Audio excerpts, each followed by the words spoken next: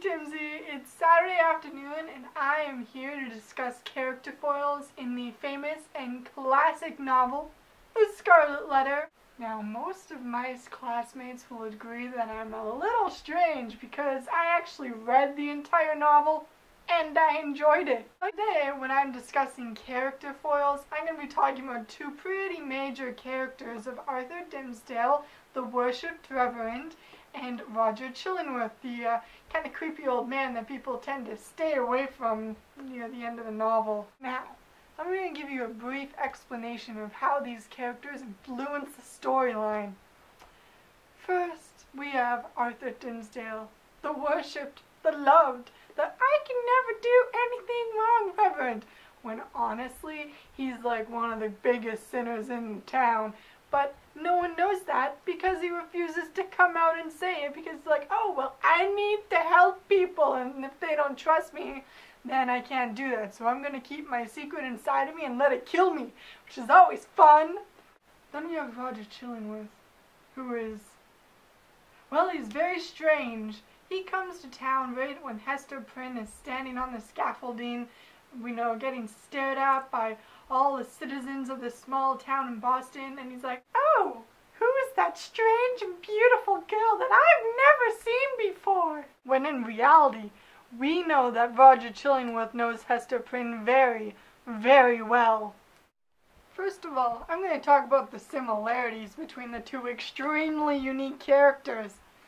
The first one is, for such a small town, they're both extremely well educated and scholarly. For example, when we first meet Reverend Dimmesdale when he's heckling Hester up on the scaffolding trying to get her to reveal who the father is, they describe him as a young clergyman who had come from one of the great English universities, bringing all the learning of the age into our wild forest.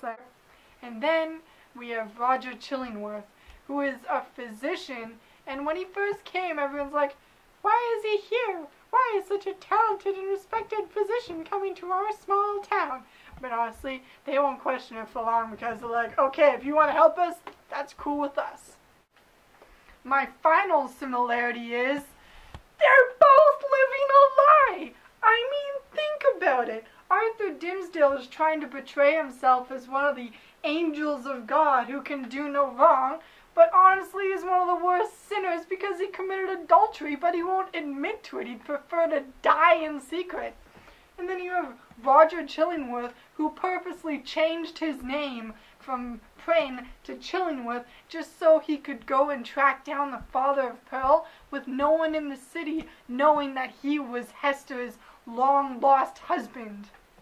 For my differences, I have one major one that I really want to talk on, and it's that throughout the 7 years that the book is based on, both main male characters are getting really ugly. I mean, Arthur Dimmesdale is like anorexic and he's like whipping himself. He's like, oh, I'm a terrible person because I slept with Hester and had Pearl.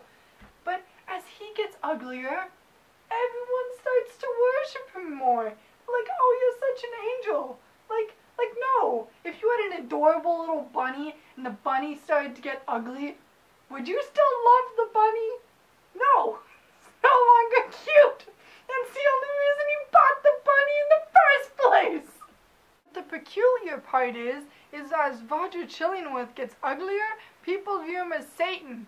I'm like, okay, that makes sense. He wasn't exactly beautiful to look at in the first part. He had this like messed up shoulder thing. It was like really old.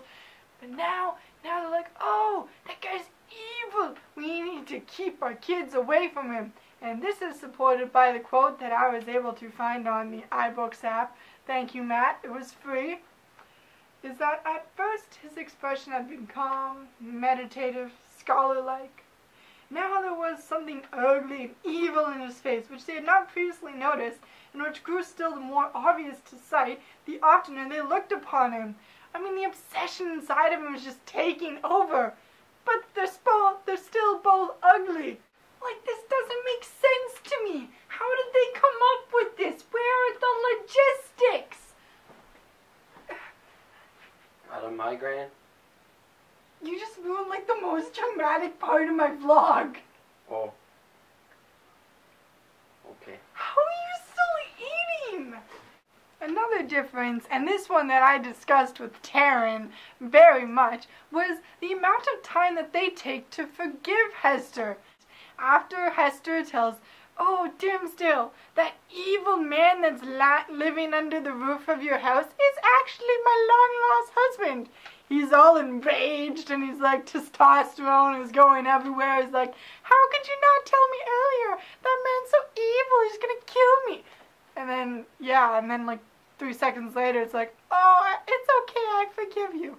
Whereas Roger Chillingworth has taken it upon himself to spend the rest of his miserable, lonely, my wife doesn't love me life of making the man that he was so mad at for having an affair with his beautiful, much younger wife for the rest of his life, and it eventually kills him.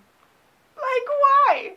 Alright, so, unlike Taryn, I can't sing to you to finish this vlog off, because the second I start to sing, it's just really dangerous.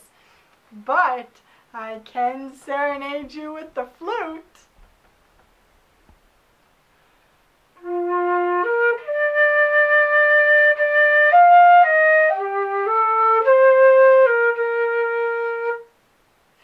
Forget it. I'll save it for Saturday when I have to go to provincials.